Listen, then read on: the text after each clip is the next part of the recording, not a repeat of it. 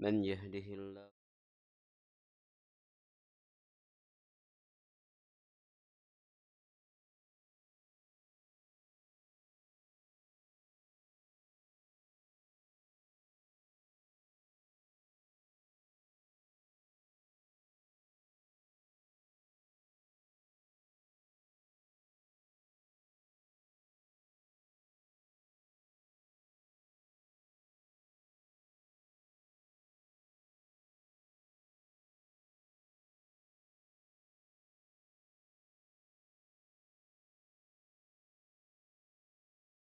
يستجاب لها. اللهم لا سهل إلا ما جعلته سهلا وأنت تجعل حسنا إذا شئت سهلا. اللهم آمين. Hadirin jamaah salat maghrib, Bapak Ibu, ikhwan akhwat, dan juga segenap pemirsa rahimani wa rahimakumullah. Alhamdulillah, malam hari ini kembali kita dimudahkan Allah SWT untuk hadir dalam majelis ilmu yang semoga majelis yang kita adakan diberkahi Allah SWT, serta ilmu yang akan kita pelajari menjadi ilmu yang bermanfaat, yang dapat memberikan panduan, bimbingan kita di dalam beramal sebagai bekal nanti ketika menghadap kepada Allah Jalla wa'ala. Allahumma amin ya rabbal alamin. Tidak lupa salam hormat kita aturkan kepada manusia terbaik. Salawat dan salam semoga senantiasa Allah limpahkan, Allah curahkan kepada Nabi besar Muhammad sallallahu alaihi wasallam, pada keluarga beliau, para sahabatnya dan umatnya hingga hari akhir nanti. Hadirin yang dirahmati Allah SWT, saya melanjutkan kajian Adabut Talab mengacu pada kitab Al-Mu'lim Bi'adabil Alim wal Muta'allim, yang ini merupakan ringkasan dari kitab Tadhkiratus Sami wal Mutakallim karya Imam Badaruddin Ibn Jama'ah Al-Kinani rahimahullah ta'ala. Dan malam hari ini kita akan baca ucapannya Imam Wahab Ibn Munabih rahimahullah ta'ala, seorang ulama tabi'in yang dikenal dengan keluasan ilmunya serta nasihat-nasihat bijaknya yang begitu mendalam. Kata beliau rahimahullah ta'ala, wa qala Wahab Ibn Munabih rahimahullah ta'ala, yatasha'abu minal ilmi asyarafu. Kata beliau, dari ilmu akan lahir kehormatan.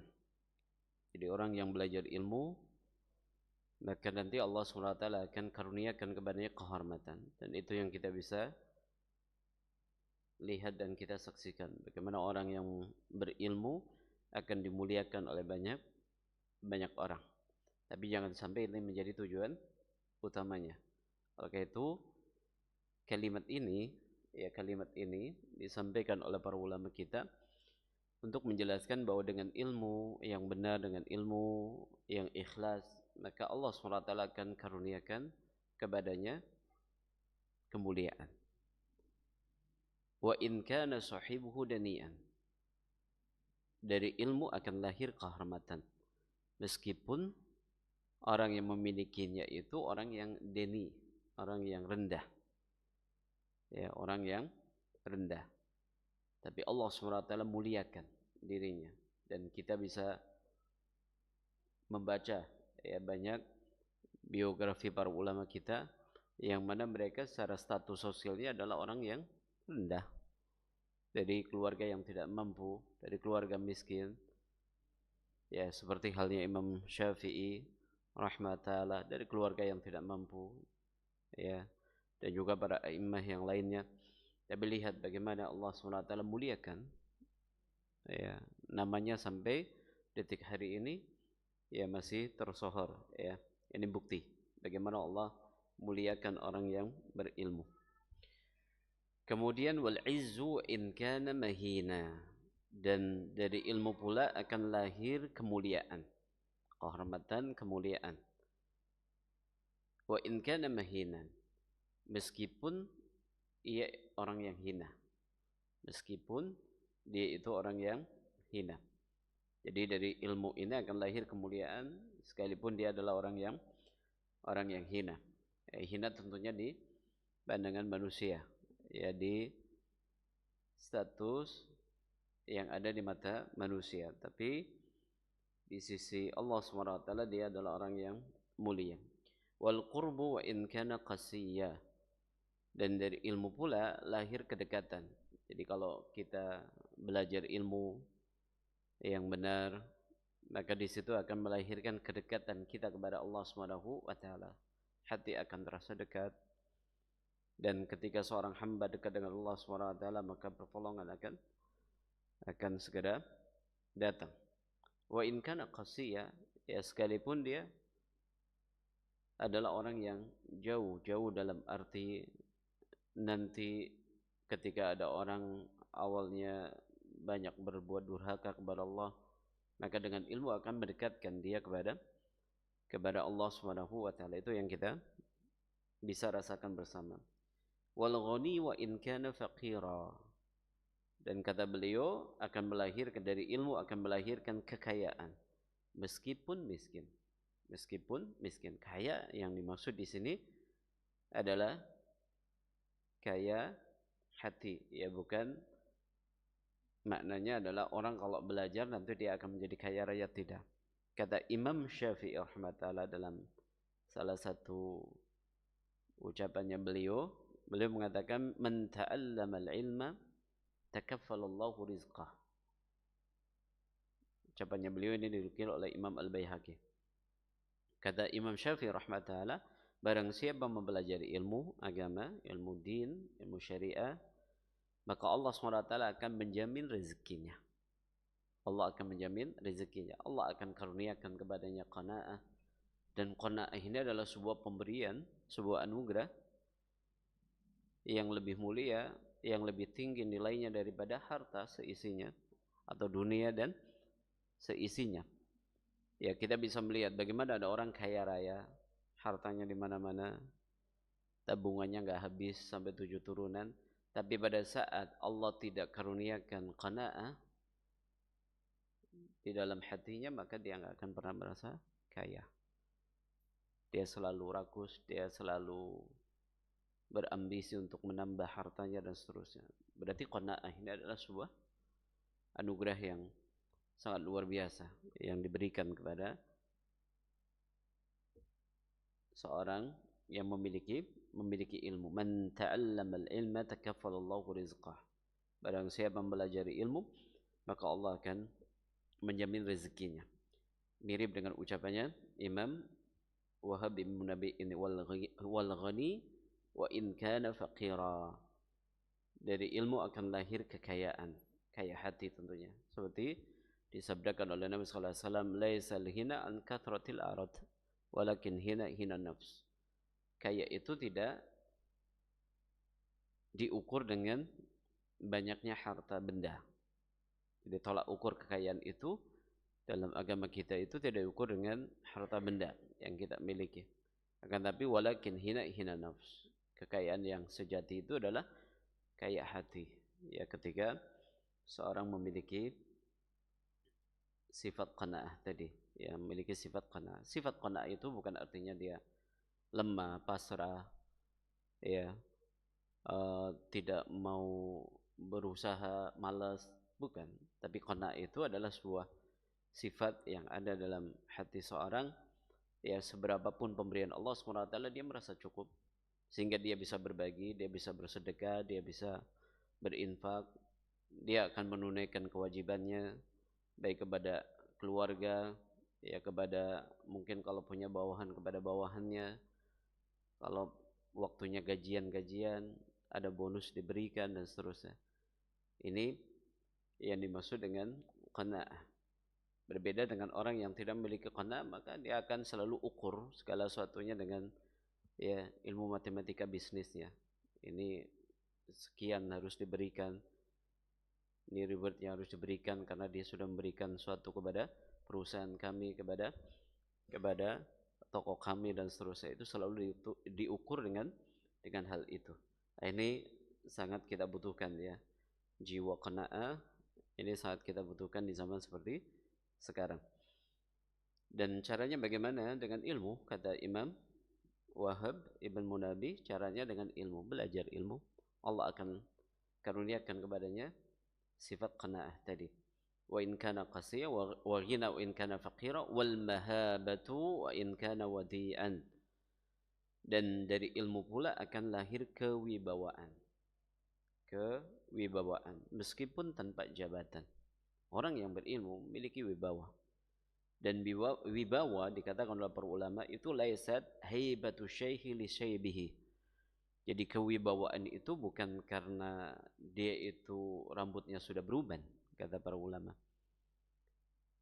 Enggak mesti orang itu wibawa kalau sudah berumur, kalau sudah beruban rambutnya. Tidak. Tapi wala li sinnihi wala li syakhsihi. Sebagaimana wibawa itu bukan karena usianya, bukan karena faktor umur, karena dia lebih senior, karena dia lebih berumur, lebih sepuh, bukan. Sebagaimana bukan karena individunya, kata para ulama. Jadi ada tiga. Kata Imam Muhammad ibn Tahir al-Khazraji, ya, beliau mengatakan bahwa kewibawaan itu bukan karena tadi dia telah beruban, bukan karena faktor umur, bukan karena individunya, walakin likamali aqlihi. Kan tapi kewibawaan itu karena ya kecerdasannya yang dimiliki oleh seseorang. Wal aqlu huwal muhab. Dan akal sehat, akal yang cerdas itulah kewibawaan. Artinya akal di sini bukan akal dalam definisi umum ya. Akan tapi orang yang paham tentang hakikat hidup, orang yang paham tentang tujuan diciptakannya Allah SWT di dunia ini, dan dia betul-betul mengaplikasikan dalam kehidupannya sebagai hamba Allah SWT. Itu yang maksud dengan orang yang paling berakal. Sebagaimana disebutkan dalam sebuah hadis, al-kayyasu man dana nafsahu wal amila lima ba'dal maut. Kata Nabi sallallahu alaihi wasallam hadis yang sahih, ya orang yang paling cerdas itu adalah orang yang sering melakukan introspeksi diri, muhasabah. Bagaimana ibadahnya, bagaimana kedekatannya dia dengan Allah SWT, hubungannya dengan Allah bagaimana, jauh, dekat. Dan ketika bicara salat bagaimana salatnya, khusyuk atau tidak, dan seterusnya. Ini orang yang cerdas. Buktinya Nabi sallallahu alaihi wasallam mengatakan wa amila lima ba'dal maut. Orang yang cerdas itu adalah orang yang setelah melakukan muhasabah, introspeksi, maka dia melakukan persiapan, beramal untuk kehidupan akhiratnya. Itu orang yang paling cerdas. Karena dia paham tentang hakikat dunia. Kalau bicara istri berarti dia paham siapa perempuan. Kalau bicara harta maka dia yang paling paham apa itu harta. Kalau bicara jabatan maka dia paling paham apa itu jabatan. Dan seterusnya, orang cerdas. Sehingga ketika bicara istri dia akan jadikan sebagai ladang pahalanya. Ketika bicara harta dia akan jadikan harta itu sebagai kendaraan untuk akhiratnya. Ketika bicara jabatan juga seperti itu. Ini orang yang cerdas. Jadi kalau kita padukan dengan ucapannya Imam Wahab ini, orang yang memiliki kewibawaan itu ya adalah orang yang paham tentang ya ilmu din, ya ilmu agama. Nah, ini ucapan beliau Bapak Ibu Taala memberikan ya sebuah pelajaran bagi kita semuanya bahwa ilmu yang kita pelajari itu akan mengangkat martabat dan kedudukan bagi siapapun yang mempelajarinya. Bahkan sekalipun dirinya itu fakir, ya tidak punya kedudukan, tidak memiliki jabatan, maka dengan ilmu yang dia pelajari, dia akan dihormati oleh banyak orang. Ya bukan karena hartanya, bukan karena kedudukannya, bukan karena jabatannya, akan tapi karena ilmu yang dimilikinya. Maka disinilah memberikan pelajaran yang penting sekali untuk kita tekankan, ya, karena ucapan-ucapan ulama yang dinukil oleh penulis di sini yang menjelaskan tentang masalah keutamaan ilmu untuk menegaskan bahwa pentingnya belajar adab di dalam belajar. Karena sekali lagi kita nggak akan bisa mendapatkan poin-poin tadi bahwa dengan ilmu akan lahir kehormatan, dengan ilmu akan lahir kemuliaan, dari ilmu akan lahir kekayaan, kedekatan kepada Allah, sebagaimana akan melahirkan kewibawaan kepada pemiliknya. Ini nggak akan mungkin bisa kita dapatkan semuanya, sekalipun kita sudah belajar bertahun-tahun, bahkan mungkin ikut masuk ke pondok pesantren, sekalipun sudah tamat lulus menjadi alumni pondok pesantren, nggak akan mungkin kita dapatkan poin-poin tadi, keutamaan-keutamaan tadi kalau kita tidak awali dari adab. Kalau tidak kita awali dari adab. Adab apa? Adab di dalam menuntut ilmu. Yang mana kalau coba kita perhatikan di zaman sekarang, adab menuntut ilmu itu semakin jarang kita dapatkan. Ya, semakin jarang, ya semakin langka ya orang ketika belajar kita dapatkan mereka memperhatikan adab menuntut ilmu. Salah satu contoh, terkadang kita itu ngaji, kita belajar pinginnya instan, ingin cepat bisa. Makanya kadang sekarang dibuat paket yang cepat. Ada program bahasa Arab 2 bulan. Ya, ada program belajar 1 tahun kayak gitu ya. Itu kan menunjukkan kalau kita itu ketika belajar inginnya instan. Padahal enggak seperti itu. Belajar sebagaimana yang kita ketahui dari awal, kita bisa memahami ilmu sampai kita meninggal dunia. Minal apa? Makhbara ilal makbarah, kata Imam Ahmad. Ya mulai dari buayan sampai ke liang lahat. Itu belajar. Jadi belajar ilmu agama itu tidak memiliki jenjang. Ya tidak memiliki jenjang. Jadi terus mulai dari kita bisa memahami ilmu sampai kita meninggal dunia. Seperti itu. Kita lihat Nabi SAW di akhir kehidupan beliau, di bulan Ramadan terakhir jelang beliau wafat di tahun itu atau di tahun kemudian, maka beliau yang biasanya setiap tahun hanya tadarus Quran bersama malaikat Jibril sekali, maka di tahun jelang beliau wafat belum melakukan 2 kali. Beliau sudah mau wafat ya, tapi beliau lakukan lebih intens lagi. Ini menunjukkan bahwa ilmu ini sesuatu yang tidak kenal waktu, tidak kenal usia, tidak ada istilah pensiun di dalam kita belajar. Selagi akal kita masih sehat, maka kita gunakan untuk belajar. Dan belajar itu nanti kita akan baca lagi ucapan ulama yang lain. Belajar itu enggak harus bentuknya melulu ya hadir dalam majelis pengajian seperti ini. Ya kita membaca juga termasuk bagian daripada belajar. Bahkan kita menyampaikan ilmu yang kita miliki kepada orang lain itu juga bagian daripada belajar. Itu bagian daripada belajar. Ilmu yang sudah kita pelajari, yang sudah kita amalkan, lalu kita sampaikan kepada orang lain, itu juga bagian dari belajar.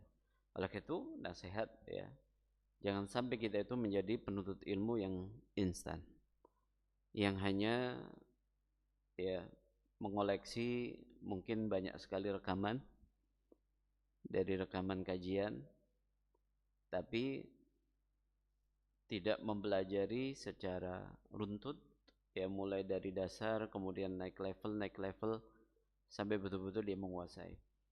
Jadi adab dalam belajar itu ya belajar mulai dari materi yang dasar, kemudian nanti kalau sudah paham naik level, nanti kalau sudah paham naik level lagi sampai pada titik dia betul-betul menguasai. Seperti itu para ulama. Imam Syafi'i ketika di masa beliau belajar keliling dunia. Beliau kelahiran Palestina. Lalu begitu ayahnya meninggal dibawa ibunya ke Mekah, kembali ke kampung halaman. Dari Mekah beliau belajar ke Madinah. Kemudian dari Madinah belajar ke Mesir. Kemudian belajar ke Baghdad.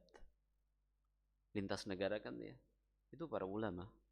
Sehingga menjadi tradisi para ulama kita, mereka kalau belajar itu ya, atau di antara tradisi para ulama kita, mereka itu selalu melakukan perjalanan safar untuk belajar.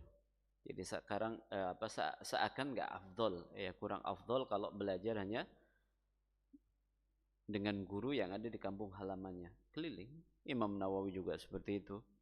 Imam Ahmad juga seperti itu, Imam Bukhari bahkan berjalan sampai berbulan-bulan untuk mengejar satu hadis, ya.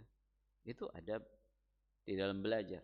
Sehingga mereka kumpulkan terlebih dahulu ilmu dari yang basic, yang paling dasar, kemudian naik level, baru mereka itu duduk untuk memberi tausiah, untuk memberi fatwa, ya, untuk memberikan wejangan, sehingga ilmu yang mereka sampaikan betul-betul membentuk karakter. Itu yang kurang di zaman kita. Karena tadi dengan adanya media sosial sekarang orang belajar serba instan. Bahkan instan di sini bukan hanya instan ingin cepat bisa, tapi ya nggak lebih daripada 10 menit video yang kita tonton sudah diganti, ya atau tidak? Ya kalau sudah mulai temanya itu serius, mulai dirasa berat, sudah ganti. Ganti apa? Ganti channel. Nah, itu gimana kita mau dapat ilmu yang berkah? Nggak akan mungkin Allah karuniakan ilmu yang berkah. Jadi ini pelajaran penting buat kita semuanya, bagaimana belajar adab di masa seperti sekarang itu sangat dibutuhkan sekali, supaya kita dapat poin-poin yang disampaikan oleh para ulama. Ya tentunya ucapan ulama adalah ucapan yang bukan hanya sekedar teori, akan tapi mereka sudah malang melintang dalam dunia ilmu. Mereka sudah ya terjun dalam pengalaman yang begitu panjang, sehingga apa yang disampaikan itu ya fakta, ya bukan sekedar teori. Jadi ilmu akan melahirkan kemuliaan, akan melahirkan kehormatan, akan melahirkan kewibawaan, akan melahirkan kekayaan dalam hati, seperti itu. Dan kalau kita ingin mendapatkan poin-poin tadi, ya coba kita buktikan dengan belajar menggunakan adab, ya kurikulum adab yang telah dibukukan oleh para ulama. Nanti insyaallah dalam buku ini akan dibawakan ya adab seorang penuntut ilmu terhadap dirinya sendiri. Ada adab yang harus diperhatikan seperti ikhlas, seperti apa namanya? Rendah hati, ya tidak ujub, tidak sombong, kemudian membersihkan hati terlebih dahulu. Itu adab yang harus diperhatikan. Kemudian nanti ada adab bersama guru, bagaimana ketika kita duduk di majelis seorang guru, ya adabnya seperti apa. Bahkan adab dengan buku yang kita pelajari, adab bersama rekan seperjuangan, dan bagaimana cara kita itu bisa sembari belajar dan juga mempraktekkan ilmu, manajemennya bagaimana, itu dijelaskan semuanya oleh para ulama kita, ya. Dan sekali lagi pelajaran adab yang semacam ini sangat dibutuhkan sekali di zaman seperti sekarang, sehingga ini tetap relevan untuk dikaji, dibahas, apalagi di zaman yang sekarang kita itu mengalami krisis dari segala sisi, akhlak dan seterusnya. Bagaimana orang yang berilmu akan tapi akhlaknya masih kurang, ya. Apalagi kalau kita baca berita-berita yang kadang miris, ya, ada guru ngaji akan tapi berbuat yang tidak senonoh, ya, ada guru ngaji akan tapi menggelapkan uang umat dan seterusnya. Nah, ini berarti menunjukkan ya ada yang salah dalam dunia belajar kita, ya, dalam dunia belajar kita. Belum lagi ketika kita bicara orang berilmu akan tapi ya akhlaknya, perilakunya dan seterusnya yang kurang baik. Tapi kita lanjutkan. Ucapan yang berikutnya, ucapannya dari sahabat Mu'adz bin Jabal radhiyallahu taala anhu. Kata beliau, wa an Mu'adz radhiyallahu taala anhu. Dari sahabat Mu'adz bin Jabal radhiyallahu taala anhu, beliau berkata, ta'allamul ilma, pelajarilah ilmu.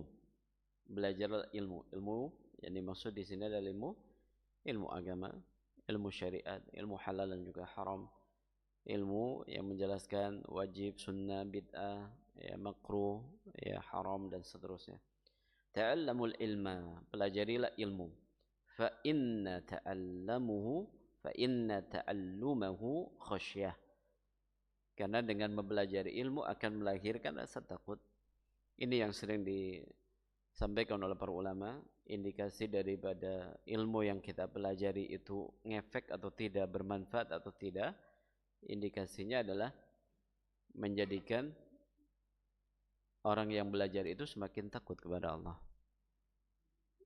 Itu sinyal yang paling sederhana. Jadi kalau kita semakin takut kepada Allah, itu menunjukkan ilmu yang kita belajar itu berhasil. Yang dinamakan dengan ilmu yang bermanfaat. Karena ilmu ada dua. Ilmu yang bermanfaat, ilmu yang tidak bermanfaat. Ya, ilmu yang bermanfaat akan melahirkan rasa takut. Akan melahirkan rasa takut. Takut kepada Allah. Akan ancamannya, akan azabnya, akan siksanya, akan hukumannya. Dan kata para ulama, orang yang belajar dan dia tahu serta paham hukum, lalu tetap melakukan dosa dan maksiat, hukumannya jauh lebih keras. Hukumannya jauh lebih keras. Lebih keras di sini maknanya lebih menyakitkan, lebih menyiksa, lebih tersiksa. Ya. Ini ketika ada orang sudah paham hukum, akan tapi tetap dia terjang. Ya, sudah tahu bahwa hibah itu haram. Dan dia tetap lakukan. Berhibah ria di grup atau ketika lagi nongkrong bersama kawan-kawan, ya, maka Allah SWT akan hukum dia dengan hukuman yang jauh lebih menyakitkan, baik dia sadari ataupun tidak sadari. Karena hukuman itu ada dua, ya. Hukuman itu ada dua, ada hukuman secara fisik, ada hukuman secara psikis. Ya, ada hukuman secara fisik, ada hukuman secara psikis. Dan kita banyak belajar kisah para nabi, ya. Kisah-kisah para nabi seperti Nabi Adam, bagaimana sudah diingatkan jangan dekatin pohon ini. Udah, satu-satunya larangan yang ada pada saat itu. Tapi tetap penasaran, digoda oleh setan, tergoda, akhirnya ya melakukan apa yang dilarang oleh Allah SWT. Satu pelanggaran tapi hukumannya berat sekali, diturunkan ke dunia. Itu pelajaran, yaitu pelajaran. Kata para ulama, setiap perjalanan hidup para nabi yang Allah sebutkan di dalam Al-Quran, pelajarannya itu dalam. Setiap ya kisah para nabi dalam kehidupan mereka yang Allah sebutkan dalam Al-Quran itu mengandung pelajaran sangat dalam, ya, untuk kehidupan kita di dunia ini. Ya, itu salah satu contoh saja. Itu salah satu contoh. Dan ketika kita belajar, Bapak Ibu, ya, maka belajarlah dengan benar, dengan ikhlas, dengan tulus, dan ukur diri kita dengan kedekatan bersama Allah, rasa takut kepada Allah SWT. Bagaimana sholatnya, sudah full 5 kali atau masih ada yang bolong? Bagaimana sholat subuhnya, ya, sudah rutin berjamaah di masjid atau masih sering ketinggalan, atau bahkan malah seringnya di rumah. Nah, ini berarti kita belum berhasil dalam belajar. Jadi cara mengukurnya seperti itu. Bukan cara mengukur belajar itu sudah paham. Oh, saya paham hukum ini, saya paham tentang masalah ini. Hukum wudu saya paham, hukum sholat saya paham. Ya, ilmu fikihnya juga saya paham. Bukan itu.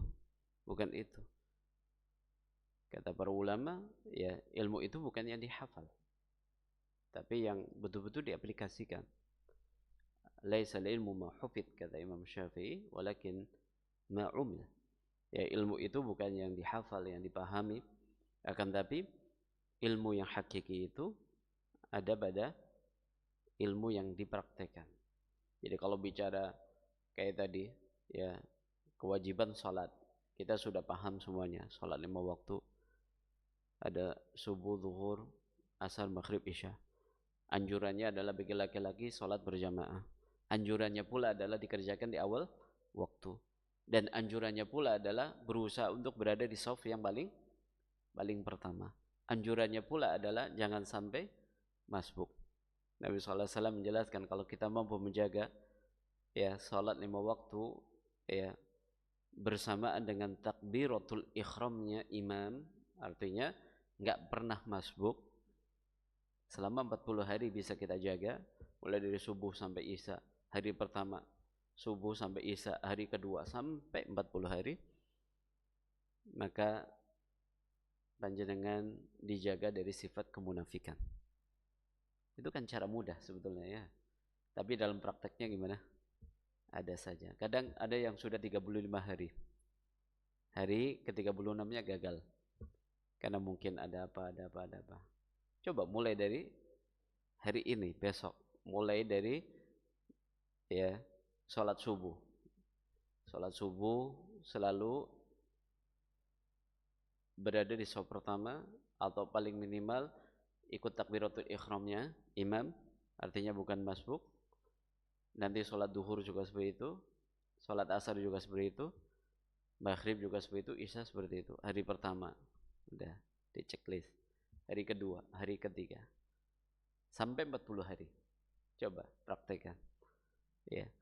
Ini ilmu-ilmu yang seperti tadi, semakin kita itu ya konsen, ya serius, kemudian kita betul-betul istiqomah, ya konsisten untuk mengamalkannya, itulah hakikat ilmu yang dipelajari.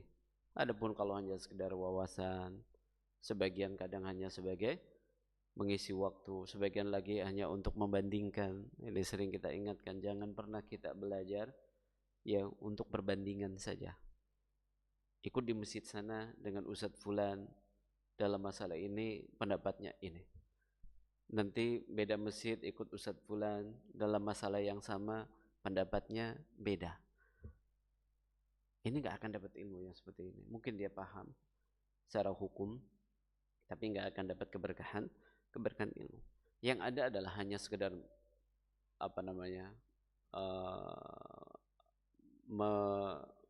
mengklasifikasikan, mungkin ini Ustadz dia ikut pemahaman ini, afiliasinya ini, yang ini ikutnya ke sana, dan paling seperti itu.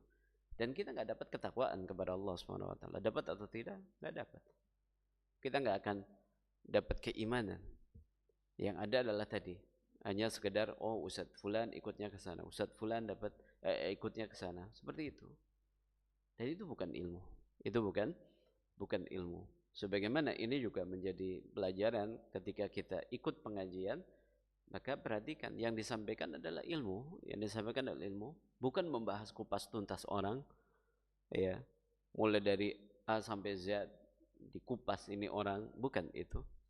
Ya, itu ada belajarnya sendiri, tapi bukan di forum pengajian seperti ini, ya, atau hanya sekedar guyon, hanya sekedar lawakan dan seterusnya, itu bukan ilmu. Jadi ilmu tadi ini barometernya adalah fa inna ta'allumahu khosyah. Jadi ilmu yang benar itu ilmu yang melahirkan rasa takut kita kepada Allah. Khosyah ini level yang lebih tinggi daripada khauf. Ada dua ya, ada khauf rasa takut, kemudian ada khosyah. Ini juga kalau terjemahkan rasa takut, tapi bedanya khosyah ini adalah rasa takut yang dibarengi dengan ilmu pengetahuan sempurna. Kita tahu tentang siapa Allah, ya, bagaimana baiknya Allah, bagaimana rahman rahimnya Allah, ya, sebagaimana kita juga tahu bagaimana kerasnya siksa Allah, azabnya Allah, hukumannya Allah. Maka di situ lahir khosyah, sehingga kalau antum sholat bisa menangis, ya, ketika sedang sendirian ingat dengan dosa bisa menangis, itu khosyah. Ya, takut kalau dosa itulah yang menyebabkan gagal masuk ke dalam surga. Dosa itulah yang menyebabkan ya hidup ini tambah banyak masalah, sehingga dia takut, sehingga dia bertobat, semakin mendekat kepada Allah, bukan malah semakin menjauh kepada Allah. Itu ilmu. Itu ilmu. Parameternya ada di khosyah tadi. Kemudian berikutnya kata beliau, wa talabahu ibadah. Dan mempelajari ilmu itu ibadah. Belajar ilmu itu ibadah. Hanya kita belajar ya bagaimana cara baca Al-Qur'an yang benar, mulai dari pengenalan huruf hijaiyah, kemudian melafadzkan huruf yang benar, makhrajnya, kemudian pengucapan yang benar, itu ibadah. Mulai dari yang terbata-bata sampai yang sudah mahir, itu ibadah. Jadi mau belajar ilmu itu ibadah. Ibadah, hadirkan ini. Kayak duduknya kita di majelis ini ibadah. Tercatat sebagai amal soleh. Tapi ingat, ibadah itu baru akan berbuah pahala kalau terpenuhinya dua syarat. Yang pertama ikhlas, yang kedua adalah sesuai dengan tuntunan Nabi SAW. Makanya kalau kita ngaji juga ngaji yang benar. Ya, bukan ngaji hanya sekedar ingin ramainya, ngaji hanya ingin guyonannya. Ya, bukan itu, tapi ngaji yang benar. Bagaimana Nabi SAW ketika menyampaikan ilmu, apakah isinya guyonan saja? Tidak, ilmu, daging kalau bahasa sekarang. Ya, yang disampaikan betul-betul ilmu. Ya, nasihat, ayat, hadis, mutiara hikmah, itu pengajiannya Nabi SAW. Maka itu yang kita cari. Jadi kalau kita ngaji kemanapun, ya, maka cari ilmu. Oh, saya ingin ngaji ke masjid itu yang mana ada pengajian disampaikan Ustadz Fulan. Bahas apa? Om bahas masalah tauhid, om bahas tentang masalah tafsir, om bahas tentang masalah fikih, om bahas tentang masalah sirah Nabi, dan seterusnya. Ya, itu yang harus kita cari supaya kehadiran kita di majelis itu bernilai ibadah. Ya, bernilai ibadah. Wa talabuhu ibadah. Ya, dan mencari ilmu itu ibadah. Artinya seperti yang disabdakan oleh Nabi sallallahu alaihi wasallam, "Man salaka tariqan yaltamisu fi ilman, sallallahu lahu bihi tariqan ila jannah." Barang siapa yang berjalan untuk mencari ilmu, maka Allah akan mudahkan baginya jalan menuju surga. Ya, ini jalan pintas menuju surga. Karena dengan kita hadir di dalam majelis ilmu, kita akan tahu amal soleh apa yang ringan, ringkas, tapi pahalanya besar. Ringan, ringkas, akan tapi bisa cepat memasukkan dalam surga. Ini kan nggak bisa kita ketahui kecuali dengan belajar. Ya. Kemudian kata beliau, wa mudzakaratuhu tasbih. Mudzakarah itu diskusi ilmiah. Jadi salah satu karakternya santri, karakternya para penuntut ilmu itu adalah ada diskusi ilmiah dalam masalah ilmu yang dipelajari. Diskusi tentang hukum A, diskusi tentang masalah B, ya, hukum A, hukum B.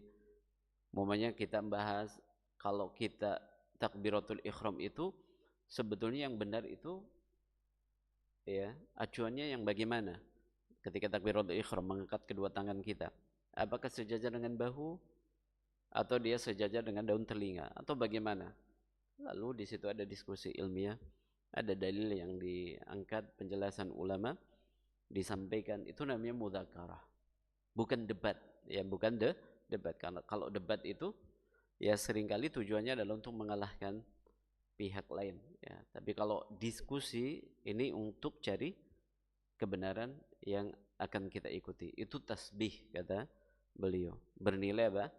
Bernilai pahala zikir, ya, pahala zikir. Nah, ini sepenggal ucapan dari sahabat Muadz bin Jabal. Insyaallah ada beberapa poin lagi yang beliau sampaikan, ya, kita baca lagi pada pertemuan yang akan datang billahi taala.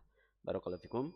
Ya, mudah-mudahan banyak yang kita baca dari ucapannya Imam Wahab bin Munabbih dan juga sahabat Muadz bin Jabal ini melahirkan, ya, wawasan bagaimana pentingnya kita belajar adab, menuntut ilmu, agar ilmu yang kita pelajari bisa melahirkan rasa takut kita kepada Allah, kedekatan kita kepada Allah, sehingga disitulah akan terurai semua masalah hidup yang selama ini kita rasakan begitu berat. Wallahu ta'ala alam bishawab. Ya, kita lanjutkan pada pekan depan biidznillah ta'ala. Kita tutup dengan baca doa kafaratul majelis. Subhanakallahumma bihamdika asyhadu an la ilaha illa anta astaghfiruka wa atubu ilaik. Terima kasih atas segala perhatian, mohon maaf atas segala kurangan. Billahi taufiq wal hidayah. Assalamualaikum warahmatullahi wabarakatuh.